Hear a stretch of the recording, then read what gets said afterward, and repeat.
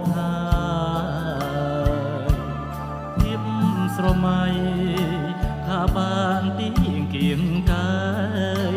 ឥឡូវបានយល់ច្បាស់ហើយអូនអើយបងគុណឲ្យអស់ចិនដាអូនសែនសប្បាយម្លេះតែប្របងប្រពេលអូនសងឲ្យបងលឺនេត្រាពេលនេះភ្លឺ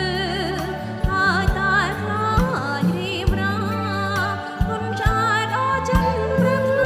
មកផាលែងអីមិនស្ដាប់ស្រមូនអត់ទេអូនណាយកែវគុំពោដូចឆ្នាំអូននាងស្រងណាស់ណាតូចតនមើចិត្តដល់ល្អគុណមិនចេះឆន់អូនសូមបងស្រន់